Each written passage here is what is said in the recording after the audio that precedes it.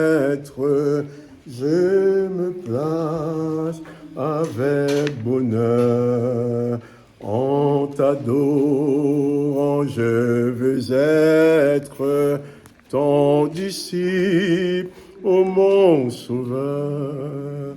Parle, je soif de t'entendre, parle, je n'ai qu'un désir, que ta voix puissante et tendre à mon cœur s'efface. Oui, tous les bruits, faites silence.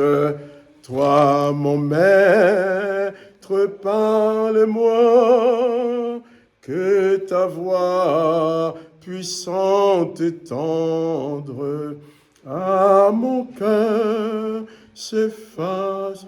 Oui. Père, merci de conduire ta parole que nous avons déjà commencé à entendre. Que ta grâce nous éclaire et que ta lumière éclaire chacune de nos âmes pour que nous puissions comprendre ta parole afin de pouvoir mieux t'obéir. Merci dans le nom de Jésus-Christ. Amen. Je vais vous inviter à lire avec moi dans la lettre de Jacques.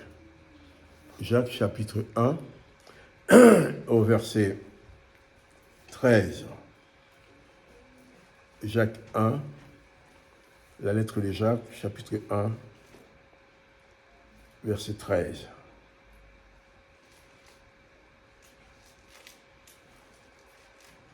Il dit que personne, lorsqu'il est tenté, ne dise « c'est Dieu qui me tente », car Dieu ne peut pas être tenté par le mal, et il ne tente lui-même personne.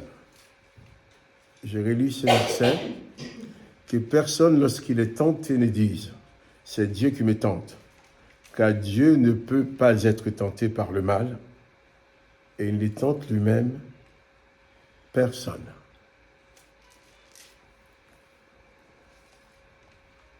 Et je vais surtout essayer de faire la lumière sur certaines pensées, certaines choses que nous entendons souvent. Souvent, j'entends des chrétiens qui disent que c'est Dieu qui les teste, qui les met à l'épreuve, pour voir comment ils réagissent, comment ils agissent. Comme si Dieu avait besoin de te tester pour savoir ce qui est dans ton cœur. Or, quand nous lisons les évangiles,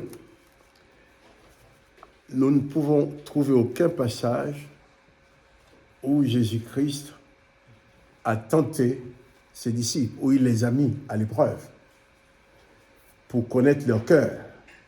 Parce que si Dieu a besoin de te mettre à l'épreuve pour savoir ce que tu penses, pour savoir ce que tu peux faire, c'est qu'il n'est pas Dieu. Car s'il est Dieu, il connaît ton cœur. Il connaît donc comment tu vas réagir dans chaque circonstance. Il te connaît. Et il est vrai, dans l'Ancien Testament, nous rencontrons différents passages où il dit que l'Éternel met quelqu'un à l'épreuve. Dans la Genèse,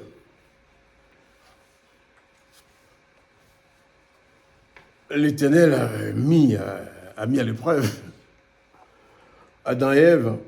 Il arriva aussi dans la Genèse, il arriva aussi que l'Éternel mit à l'épreuve Abraham. Les textes nous rapportent que l'Éternel a mis Abraham à l'épreuve en lui demandant la chose qui était plus dure pour elle, de lui sacrifier son fils, pour voir comment il va agir. Abraham l'a fait. Job. L'Éternel a livré Job à Satan. Et Job lui-même crie vers l'Éternel en disant « Mais qu'est-ce que dans l'homme pour en faire un si grand cas, pour fixer sur lui son attention, pour l'inspecter chaque matin, pour les scruter à tout instant. Job pose cette question. Pourquoi? Parce que l'Éternel lui-même avait livré Job à Satan pour montrer à Satan que Job va lui rester fidèle. Comme si il avait besoin de se prouver cela. Et quand, même dans le désert, le peuple d'Israël avec Moïse,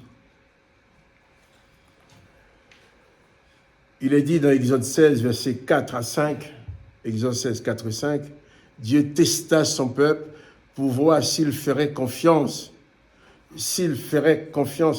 en Dieu et obéirait à son commandement de ne pas ramasser la manne le jour du Shabbat.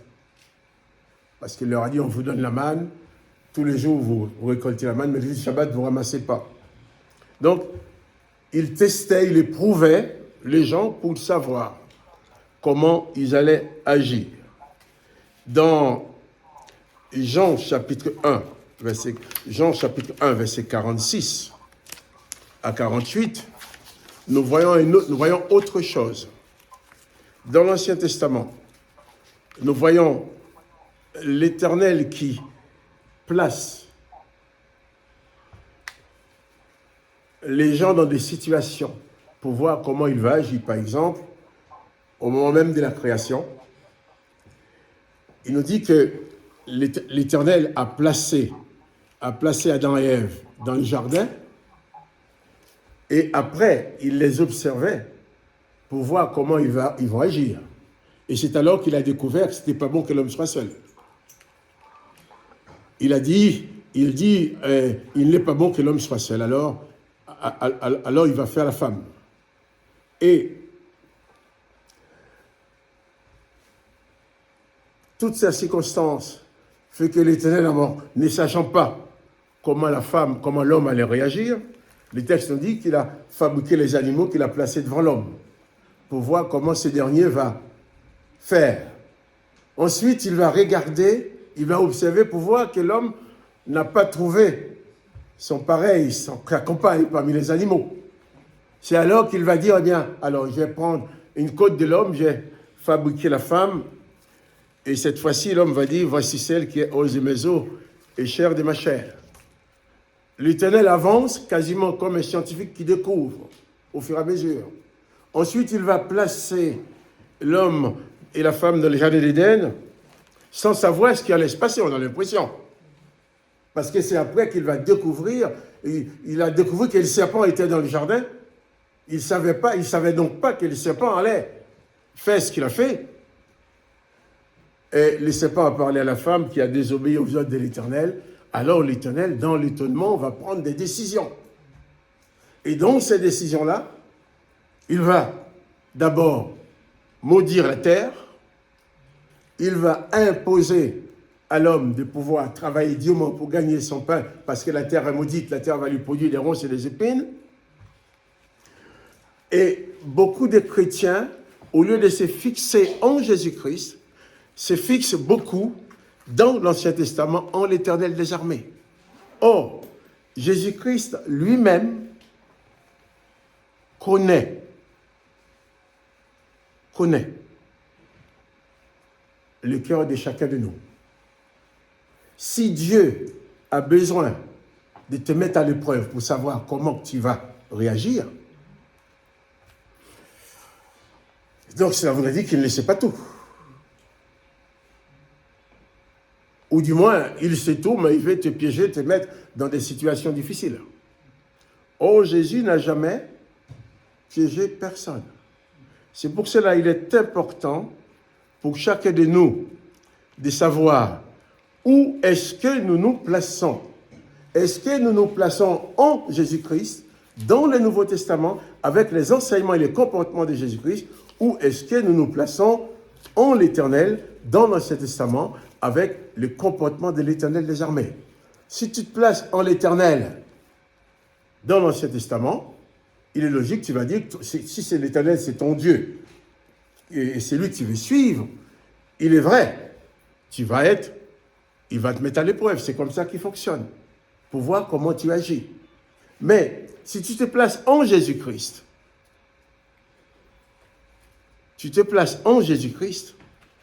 Jésus-Christ n'a pas besoin de te mettre à l'épreuve pour savoir ce que tu vas faire. On va prendre l'exemple dans Jean chapitre 1er. Jean chapitre 1er. Jean chapitre 1er, verset 46. Jean 1, 46.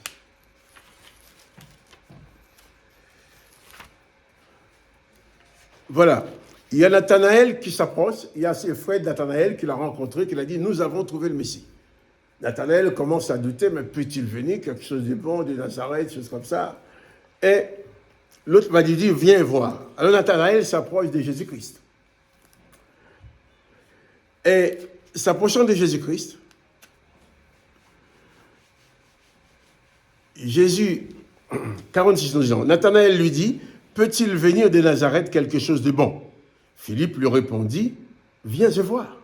Au verset 47, Jésus, voyant venir à lui Nathanaël, dit de lui, voici vraiment un Israélite dans lequel il n'y a point de fraude. Nathanaël n'avait pas encore vu le visage de Jésus. Jésus n'avait pas encore dit bonjour à Nathanaël.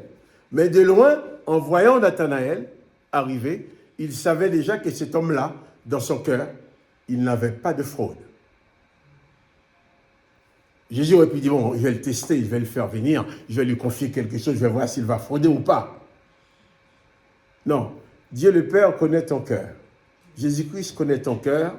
Si tu as des épreuves, dans ta vie, tu as des problèmes dans ta vie, il ne faut pas dire que ce sont des épreuves que Dieu m'envoie pour voir comment je vais agir, puisque Dieu n'a pas besoin de te mettre en situation pour savoir qui tu es.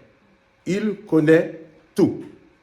Jésus dit de Nathanaël, eh bien, voici vraiment un Israélite dans lequel il n'y a point de faute.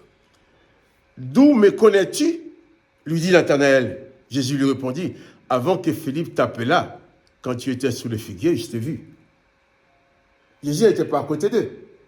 Mais Jésus voyait déjà, savait déjà que son frère allait lui voir sous le figuier. Jésus cite-t-il en droit. Hein? Il n'a pas dit avant que tes frères t'en parlent, mais non seulement Dieu, le Père, te voit à chaque instant, il sait où tu es.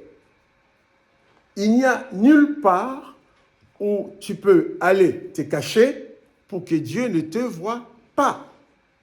Quand tu dors, il te voit dormir. Tu manges, il te voit manger. Tu fais quoi que ce soit, il sait bien ce que tu fais. Dieu le Père en Jésus-Christ maîtrise parfaitement ton passé, ton présent et ton avenir. Il n'y a rien qui soit secret pour lui. D'où me connais-tu? Jésus lui répondit, avant que Philippe t'appelât quand tu étais sous le figuier, je t'ai vu. Dans 1 Jean chapitre 3, versets 20 à 23, 1 Jean 3, versets 20 à 23, il dit, car si notre cœur nous condamne, Dieu est plus grand que notre cœur. Il connaît toutes choses. C'est important. Dieu connaît toutes choses. S'il connaît toutes choses, il n'a pas besoin de nous voir agir pour savoir comment nous allons agir. Et c'est important, c'est si notre cœur nous condamne. Des fois, tu commets une erreur. Et tu as tellement mal, tu dis, j'aurais pas dû faire ça. Tu es en train de te condamner toi-même, comme si... Tu es en train d'expliquer, oui, mais ce n'est pas de ma faute, je n'ai pas voulu faire ça, je n'ai pas fait exprès. Tu n'as pas besoin de dire ça à Dieu, il connaît la vérité. Hein? Je n'ai pas voulu faire ça. Non, ton cœur te condamne, mais Dieu est plus grand que ton cœur. Il connaît toutes choses. Dans Matthieu 11, verset 27, Jésus-Christ dit, toutes choses m'ont été données par mon Père et personne ne connaît le Fils si ce n'est le Père et personne non plus ne connaît le Père si ce n'est le Fils et celui à qui le Fils veut le révéler. Donc, si tu as des problèmes dans ta vie, ne perds pas ton temps à dire que c'est Dieu qui t'envoie ces malheurs pour voir comment tu vas réagir. Car le Dieu de Jésus-Christ n'est pas le Dieu des malheurs, n'est pas le Dieu du châtiment, n'est pas le Dieu de piège, n'est pas le Dieu qui va te livrer à Satan. Le Dieu de Jésus-Christ ne te livrera pas aux démons. Le Dieu de Jésus-Christ ne te livrera pas à Satan. Le Dieu de Jésus-Christ ne te plongera pas dans le malheur pour voir ta réaction, puisqu'il sait déjà toutes choses de toi. Tu ne sais pas ce que tu vas faire demain matin, mais Dieu le sait déjà. Tu ne sais pas qui tu vas rencontrer demain matin, mais Dieu le sait déjà. Tu ne sais pas ce qui va se passer dans ta famille demain matin, mais Dieu le sait déjà. Tu ne sais pas comment tu vas réagir quand tu vas rencontrer telle personne. Dieu le sait déjà. Il n'a pas besoin de te mettre à l'épreuve. Donc, je vous en supplie, ne tombez plus dans ces pièges disant « Ah, c'est Dieu qui m'envoie cette épreuve pour voir. » Dieu ne t'envoie pas d'épreuve. L'Éternel les a mis à envoyer des épreuves à Job en les livrant à Satan. Il a envoyé aussi un démon, un mauvais esprit venant de lui sur Saül. Il a envoyé un esprit de mensonge à la bouche de ses prophètes pour mentir aux autres. Mais le Dieu Tout-Puissant, le Père de Jésus-Christ, ne permettra jamais que lui, de sa volonté, qu'un démon vienne t'attaquer. Il te donne le pouvoir sur les démons. Dieu le Père de Jésus-Christ ne te livrera jamais à Satan, puisqu'il te donne pouvoir sur Satan. Dans l'Ancien Testament, tous les textes montrent que l'Éternel donne pouvoir à Satan, aux démons sur les hommes. Dans le Nouveau Testament, tous les textes montrent que Jésus-Christ donne aux hommes et aux femmes que nous sommes pouvoir et autorité sur toutes les puissances de Satan et les démons. Donc, pour Adam et Ève, ils sont pris dans le piège. Et une fois qu'ils ont été piégés, Genèse, dans la Genèse, il dit à l'homme, puisque tu as écouté la voix de ta femme et que tu as mangé de l'arbre au sujet duquel je t'avais donné cet ordre, tu n'en mangeras point, le sol sera maudit à cause de toi. C'est à force de peine que tu en tireras ta nourriture tous les jours de ta vie. Il te produira des épines, des ronces, et tu mangeras de l'herbe des champs. C'est à la sueur de ton visage que tu mangeras du pain jusqu'à ce que tu retournes dans la terre d'où tu as été pris. Car tu es poussière et tu retourneras dans la poussière. Ça, voilà la cause de tous tes problèmes, de tous nos problèmes. Voilà la cause des guerres. Voilà la cause de la famine qui existe dans certains pays. Voilà la raison pour laquelle certaines personnes font tout pour engranger des milliards et des milliards, mais en appauvrissant ceux qui ont très peu. Tu as très peu, un milliardaire va tout faire pour prendre les très peu que tu as pour qu'il puisse avoir 2 ou 3 milliards de plus. C'est comme ça que ça marche. Une chose tout simple.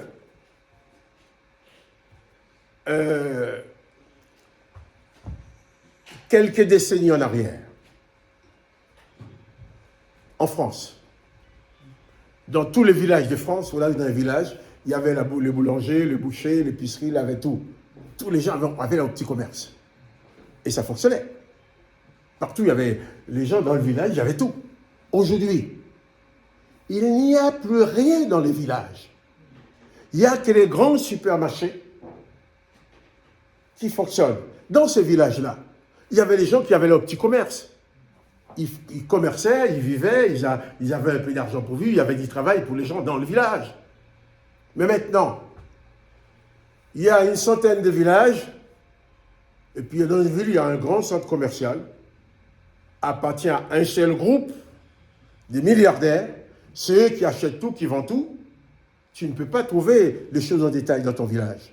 Bon, vous êtes à Paris, peut-être, c'est pas pareil, mais moi, je suis un villageois, et dans mon village, il n'y a rien. Dans le village, dans le temps, je vois l'emplacement, il y avait une boucherie, il y avait un café, il y avait une épicerie, il y avait ça. Là, c'était l'épicerie, il n'y a plus ça. Tout le monde va aller chez Carrefour, chez Leclerc, chez Auchan, chez machin. Ce sont quelques milliardaires qui ont tout en main. Et dans tous les secteurs du commerce, les milliardaires veillent tout accaparer. Comme ça, tout le monde va travailler pour on devient leur esclave. Et toi, tu ne peux plus avoir ta petite boutique. Et les dizaines de personnes qui travaillaient dans le petit commerce n'ont plus de travail. Donc, il est important de savoir que les problèmes de ce monde découlent directement des malédictions que l'Éternel des armées a prononcées sur le sol. Que le sol produira des ronces, des épines, c'est avec c'est avec beaucoup de peine, tu gagneras ta vie. Et lorsque les choses arrivent, les gens disent, oui, c'est Dieu, Dieu me met à l'épreuve. Non, ne dites pas ça. Dieu ne te met pas à l'épreuve pour te connaître. Il te connaît déjà. Il te connaît déjà. Car même si toi-même tu dis, bon, il y a telle situation, je sais qu'il va arriver, je ne sais pas comment je vais m'en sortir. Hein. Tu ne sais pas comment tu vas t'en sortir, mais Dieu le Père le sait déjà. Par exemple, je crois que c'est dans Luc 22.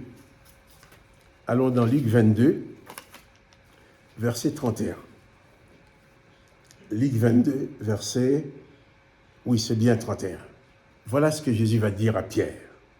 Le Seigneur dit à Simon, « Simon, Simon, Satan vous a réclamé pour vous cribler comme les froment.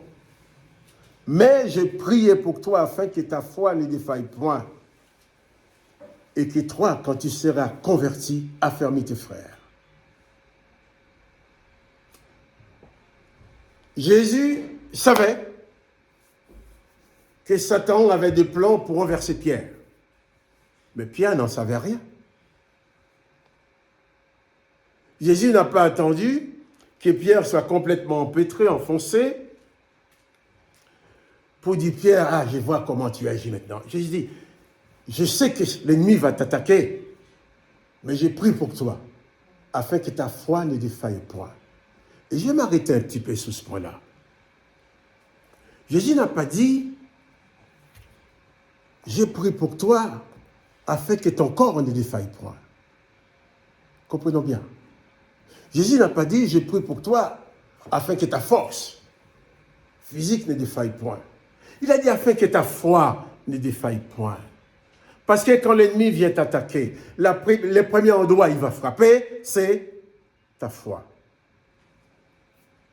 Ta foi, c'est comme tes deux jambes. Quelqu'un qui veut te mettre par terre, s'il veut vraiment te mettre par terre pour que tu ne relèves plus, il ne va pas te taper à l'épaule. Il ne va pas te taper au dos. Il va te taper à la jambe. Une fois il n'y a plus de jambes, tu n'es plus debout. Vrai ou faux?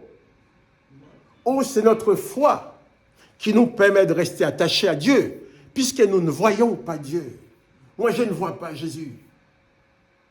Je vois ses œuvres dans ma vie, mais je ne le vois pas de mes yeux. Jésus dit, Satan vous a réclamé, j'ai prié pour toi afin que ta foi ne défaille point. Quand la chose la plus importante pour nous, c'est de placer notre foi en Dieu le Père, notre foi en Jésus-Christ. La chose la plus importante pour nous, c'est de savoir que Jésus-Christ et Dieu le Père ne va jamais apporter la maladie dans ton corps. Il ne va jamais apporter de la misère dans ta vie. Il ne va jamais apporter des problèmes dans ta vie. Mais malheureusement, tu vis sur un sol que l'Éternel les a mis à maudit. Et dans ce sol que l'Éternel les a mis à maudit, il a donné certains pouvoirs à Satan, aux démons, sur les humains. Comme il l'a fait pour Job, comme il l'a fait pour d'autres. Et Satan, il a été même de Job qui je trouve assez choquant. Quand l'Éternel les a réunis ses enfants, ses fils, Satan était parmi ses fils. Satan était présent. Et le pire, c'est qu'il a accordé un accueil exceptionnel, particulier à Satan. On ne nous a pas parlé des autres fils. Mais tout de suite, c'est dans des Satan. Oh, Satan, d'où viens-tu? Qu'est-ce que tu as fait? Peut-être qu'il ne savait pas ce que Satan avait fait. Satan va lui dire, ah bien, je viens de me promener, de parcourir la terre. Ah, il va demander une nouvelle à son collègue. Mais as-tu vu mon serviteur Job? Sans aucune arrogance, sans aucune agressivité, sans aucune répulsion. Il dialogue avec Satan. Et puis Satan va dire, écoute, si on va faire, tu vois, Job, ah oui, il est bien, mais tu l'as béni, tu as donné tellement de choses. L'État dit, si on va faire un pari. Il dit à Job, on va faire un pari. Je vais te livrer. Il dit à Satan, on refait un pari. Je vais te le livrer, tu vas faire tout ce que tu veux de lui, mais seulement tu ne le tues pas. Hein? Mais tu verras qu'il me restera fidèle. L'Éternel a fait le pari à Satan sous Job. Il a livré Job. Mais Jésus-Christ n'a pas fait de pari avec Satan. Il a dit, Pierre, il te réclame pour t'écrouler comme dit froment, mais j'ai prié pour toi afin que ta foi ne défaille point. Parce que c'est par ta foi en Jésus-Christ que tu vas renverser toutes les ruses du diable. C'est par ta foi en Jésus-Christ que tu vas vaincre Satan. L'apôtre Paul va écrire au Éphésiens 6, prenez toutes les armes de Dieu afin de tenir ferme, de pouvoir résister contre les ruses du diable. Jésus-Christ nous appelle à résister. Il nous appelle à nous positionner en lui. À Pierre, j'ai prié pour que ta foi ne défaille point. Tu dois pouvoir, dans les difficultés, brandir ta foi en Jésus-Christ. Face aux difficultés. C'est la clé de ta victoire. Face à la maladie, face aux problèmes de la vie, face aux besoins de la vie. Je ne peux pas compter combien de fois, moi-même, j'étais en détresse. Sans avoir autour de moi aucune porte de sortie. J'ai placé ma foi en Jésus-Christ. Il m'en a toujours sorti. Qui fait aujourd'hui, sachant que Jésus-Christ connaît mon passé, il maîtrise mon présent et il maîtrise mon avenir, je me suis dit, Marc-Joseph, zéro inquiétude, quoi qu'il puisse arriver. Pas d'inquiétude devant la vie, pas d'inquiétude devant la mort, pas d'inquiétude devant les circonstances. Quand quelque chose arrive dans ta vie,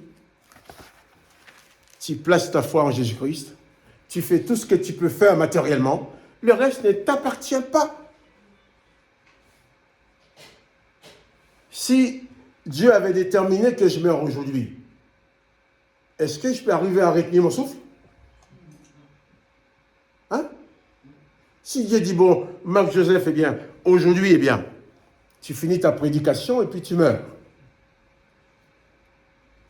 Ce sera plutôt pour moi mon bonheur, je vais passer à la présence du Maître. Je me rappelle, une blague de mon père, ce n'est pas une blague, c'est un vécu, c'est en 1990. Je suis allé en Haïti voir mes parents. Et ce jour-là, mon père, comme tous les matins, il se levait dès qu'il fait jour, 5h, 6h du matin.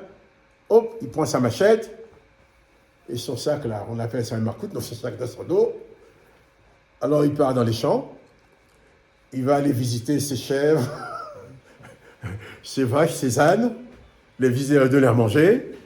Et puis, quand il a fini, il fait toujours le tour du quartier. Il va prier avec un tel, il va prier avec un tel, il va prier avec un tel, c'est un peu le pasteur du village. Il va prier avec un tel. Et puis, mon père pas de 5-6 heures, et puis, venez, je vois mon père qui arrive en rigolant. Je dis, papa, qu'est-ce qui te fait rire comme ça? Oh, je te dirais, mais c'est bizarre, c'est bizarre. Je dis, mais, papa, qu'est-ce qu'il y a? Il me dit, mais tous les jours, avec les frères et sœurs, nous chantons, quant à moi, c'est pour mal en ciel. Quant à moi, je vais aller au ciel. Hein? Quant à moi, c'est pour mal en ciel. On va dans le ciel, on va dans le ciel. Mais personne ne veut mourir. Je dis, pourquoi tu dis ça, papa? Il dit, écoute, à chaque fois, je vais aller chez ses frères, si c'est pour y avec lui. Oh, papa Marcel, prie pour moi, je suis très malade, cette maladie va me tuer. Prie pour moi, que cette maladie ne me tue pas. Et mon père qui dit, mais t'inquiète pas, tu vas mourir un jour, mais c'est pas comme ça que tu vas aller au ciel. Pour aller au ciel, il faut partir. Et je me rappelle aussi mon père, lui, avant de mourir, le médecin lui a dit, on va vous faire une batterie d'examen, on va mettre les caméras dans le ventre, machin comme ça, on fait ça. Mon père dit, mais écoute, une fois que tu mets ton truc là dans mon ventre, est-ce que ça va rétablir mes jambes? Ah non, c'est pas pour les jambes, ça. Bon, bien dans ce cas-là, mes jambes ne tiennent plus. Laisse-moi tranquille si je dois mourir. Laisse-moi mourir. Et il ne faut pas me persécuter comme ça. On a encore me faire mal à la queue. Non, j'en veux pas. Il a dit ça au médecin, puis 2 jours après, effectivement, il est mort à l'hôpital. Il faut que notre foi en Jésus-Christ soit la même à la vie ou à la mort. Dans la santé, dans la maladie, dans la richesse, la pauvreté. Mais il ne faut pas dire, ah, c'est Dieu qui m'envoie des épreuves pour voir si je crois en lui. Mais la dimension de ta foi, Dieu le connaît déjà. Jusqu'où tu peux aller, Dieu le connaît déjà.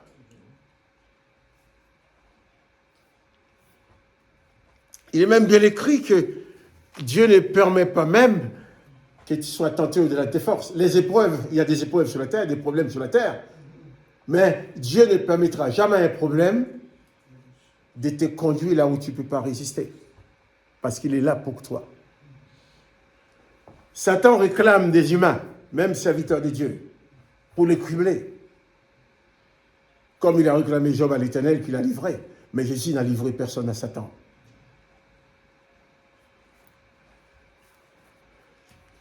Soyons sûrs que Jésus-Christ n'a piégé personne.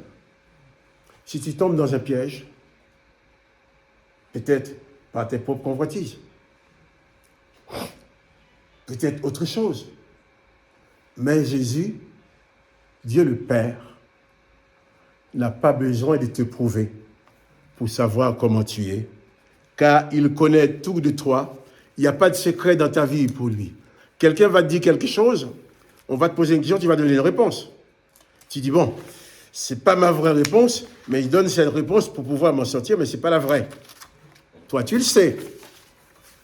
Tu sais qu'on attend à ce que tu répondes comme ça, tu répondes comme on s'attend de toi. Mais Dieu lui-même, il sait bien que ce n'est pas ta vraie réponse. Vous comprenez?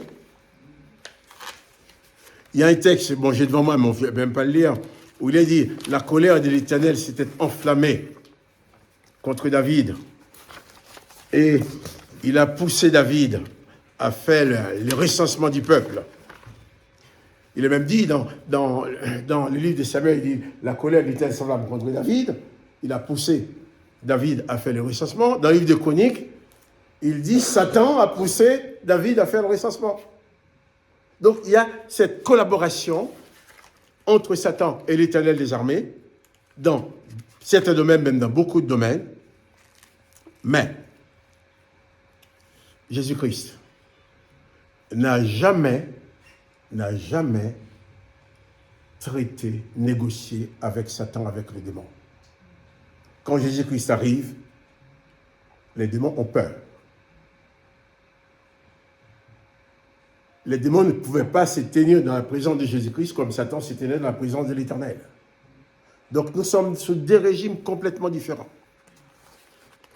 Quand on vous enseigne à vivre sur les 2 régimes en même temps, eh bien là on te met dans l'impasse. Parce que dans un endroit, l'Éternel va te dire qu'il faut tuer les méchants, Jésus-Christ va dire qu'il faut le pardonner. L'Éternel va dire œil pour œil, dent pour dent. Jésus-Christ va dire que tu n'as pas le droit de te venger.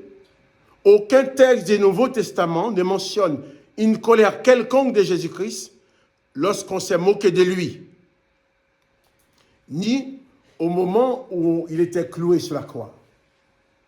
On ne nous a jamais présenté Jésus en colère, Jésus qui maudit. Jésus n'a pas dit ces gens-là, vous êtes maudits, non. Au contraire, avant de mourir, Jésus a utilisé son dernier souffle.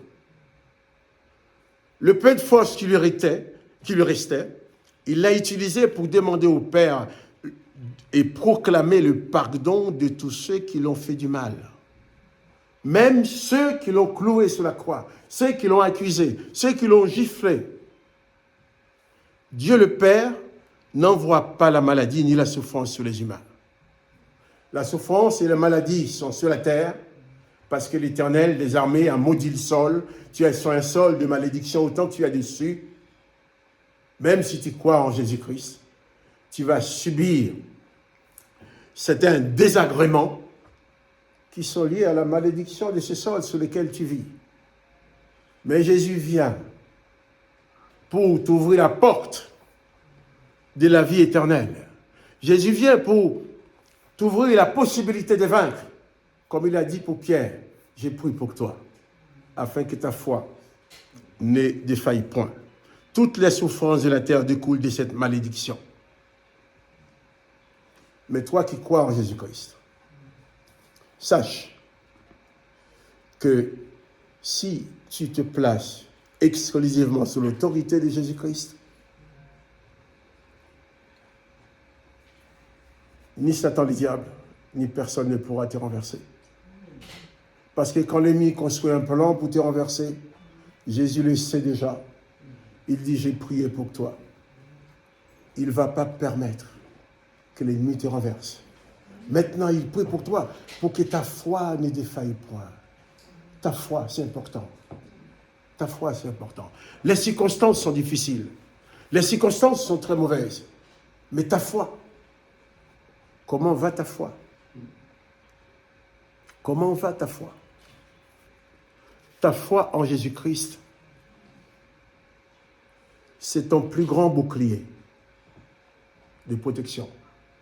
Ta foi en Jésus-Christ est ta plus grande force. Ta foi en Jésus-Christ, c'est la puissance qui te fait vaincre. J'ai prié pour toi afin que ta foi ne défaille point.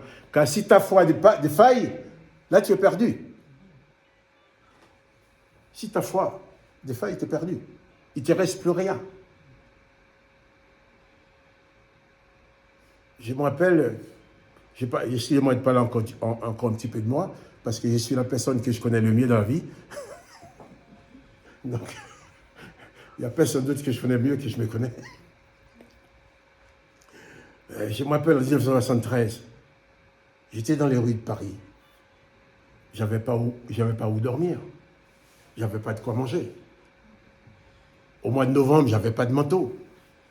J'avais une paire de chaussures, il y avait un trou ici, à la semelle. Je mettais des papiers journaux pour pouvoir pas marcher en direct sur le sol. Mais quand il pleut, vous voyez ce que ça donne, les papiers journaux. J'avais rien. J'avais pas le droit de travailler. Vous savez ce qui me restait? Ma foi en Jésus-Christ. Ma foi en Jésus-Christ. Et je me rappelle, c'était dans cette salle. J'étais assis là devant cette fenêtre. J'étais à genoux comme ça en train de prier. Quand je suis arrivé en France, première église évangélique que j'ai visitée, c'est cette salle-là. J'étais à genoux en train de prier, Seigneur, aide-moi à m'en sortir, j'ai besoin d'un manteau, j'ai besoin à manger. Une voix me dit dans ma tête, je te donne cette salle pour prêcher l'évangile. J'ai dit, mais Seigneur, je dis non, Marc-Joseph, arrête là-dessus. Qu'est-ce que c'est? Seigneur, écoute, aide-moi, j'ai besoin. Je te donne cette salle pour prêcher l'évangile. C'était pour moi de l'ironie. Si je te demande à manger, tu me parles de local. Je te demande à manger, tu me dis, je te demande pour prêcher l'évangile. Moi, j'ai dit, Seigneur, moi, ce que je veux à boire, je veux à manger, je veux un endroit pour dormir, je veux des vêtements, je veux une paire de chaussures, j'ai besoin de tout ça. Je te donne cette salle pour prêcher l'évangile. Comme je voulais me dire, tout ce que tu me demandes là, c'est derrière, ça n'a pas d'importance. Mais Seigneur, pour moi, c'est important. C'était mes besoins. Oui. Qu'est-ce qui s'est passé? Non seulement Jésus, 10 ans après, Jésus m'a donné cette salle pour prêcher l'évangile. 10 ans après, j'étais dedans. Mais tout le reste, il me les a donnés en plus. C'était dans ma vie, le résumé, je cherchais d'abord le royaume et la justice de Dieu. Parce que moi, je n'étais pas vivant entre le Seigneur, je t'en prie. Je suis ton serviteur, donne-moi un endroit pour prêcher l'évangile, donne-moi un endroit pour... Je n'ai pas demandé ça, moi. J'ai demandé à boire, à manger, un vêtement, un endroit pour dormir. C'était mes besoins. Mais Dieu m'a répondu autre chose, complètement à côté. Comme si pour me dire, mais ça, je le sais déjà. Je savais que tu allais arriver là. Je t'ai vu arriver. J'ai gardé ma foi. Mais ce n'est pas Dieu qui m'a mis dans cette situation-là. J'y suis parce que je suis dans un monde de misère, dans un monde où j'étais dans un pays où j'étais obligé de fuir, sinon j'allais me faire zigouiller. Vous comprenez? Mais c'est pas Dieu le Père qui l'a fait. Les sorts, les maudits, les malédictions de l'Éternel règnent encore sur cette terre. Regarde ce qui se passe en Ukraine depuis 3 ans. Regarde ce qui se passe en Israël. Les 2 peuples de l'Éternel sont en train de s'entretuer. Ça, c'est... si ces deux peuples croyaient en Jésus-Christ, ils auraient formé une belle famille. Les fils d'Isaac et les filles d'Ismaël. Ils auraient vécu ensemble. Nous avons le même grand-père, nous sommes des cousins. Vivons ensemble. Mais non. L'Éternel des armées fonctionne avec la guerre. Il leur dit bien œil pour œil, dent pour dent, pied pour pied, main pour main, blessure pour blessure, meurtrissure pour meurtrissure. Tu feras à l'autre exactement la même blessure. Les enfants d'Ismaël ont été tués des Juifs, mais les Juifs massacrent les enfants d'Ismaël. C'est orchestré comme ça. Et les deux ont la même loi, œil pour œil, dent pour dent. Celle de Jésus-Christ nous dit, si quelqu'un te frappe sous la joue gauche, tends-lui l'autre. Si quelqu'un te demande de faire 1000 avec lui, fais-en 10 avec lui. Celle de Jésus nous dit d'aimer et de pardonner dans toutes les circonstances. Jésus-Christ nous donne une méthode, la méthode qui nous permet de nous écarter de toutes ces malédictions qui existent sur le sol. C'est d'ailleurs pour ça qu'on a tué Jésus, les serviteurs de l'Éternel. Ils ont tué Jésus parce que Jésus ne correspondait pas aux enseignements qu'ils avaient reçus, aux informations reçues. D'ailleurs, c'est pour ça que Jésus a dit, Père, pardonne-leur, car ils ne savent ce qu'ils font. Ces Juifs n'auraient pas pu agir autrement que livrer Jésus à Pilate. Parce qu'ils étaient formatés pour agir comme ça. Donc toi, ne tombe pas dans le piège de dire que Dieu le Père t'envoie des épreuves, te met à l'épreuve pour te connaître. Mais il te connaît déjà, il sait tout de toi. Nathanaël, lorsque tu étais sous le figuier, avant même que Philippe ne vienne te parler, je te voyais déjà. Donc je connais ton cœur. Jésus-Christ connaît ton cœur, il connaît mon cœur, il connaît nos cœurs. Nous ne pouvons rien lui cacher. Qui fait que quand nous lui parlons, nous pouvons lui dire la vérité. Hein? Tu peux déguiser un petit peu la vérité pour le voisin, pour la voisine et pour le reste. Pour ton mari, pour ton père, pour ta mère, pour ta femme. Mais Jésus, est-ce que tu peux lui mentir? Lorsque tu étais... c'est comme... Nathanaël avait dit à Philippe, mais peut-il venir quelque chose de bon de Nazareth? Tu me parles de ce Jésus de Nazareth. Mais Jésus entendait. Jésus voyait Nathanaël qui disait, mais peux-tu venir de quelque chose de bon de Nazareth? Mais lorsque tu étais sur le figuier, avant même que Philippe arrive, je t'ai vu. Je sais que dans ton cœur, il n'y a pas de fraude. Je sais qui tu es. Et je te dis aussi à toi ce matin, Jésus-Christ sait qui tu es.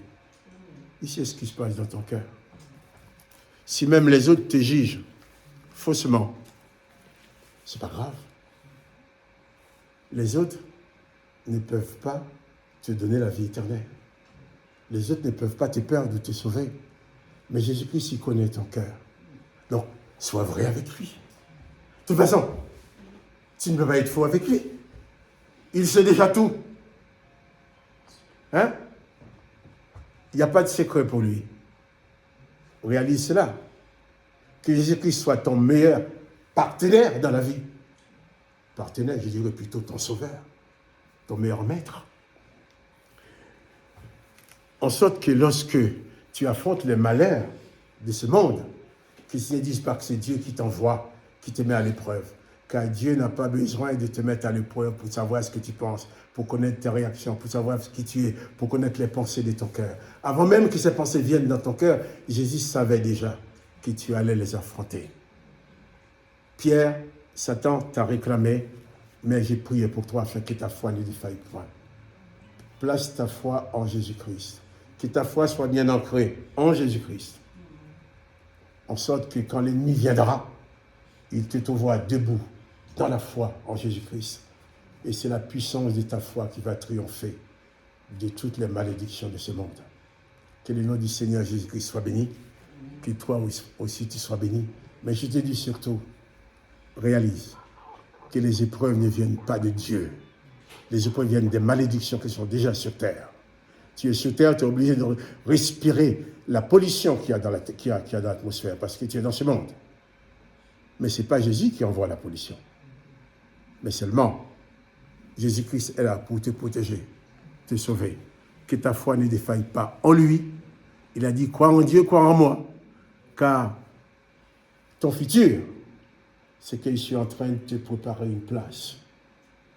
Et ton futur, c'est de t'asseoir avec moi à la droite du Père. Dans ton présent alors, que ton cœur ne se trouble point.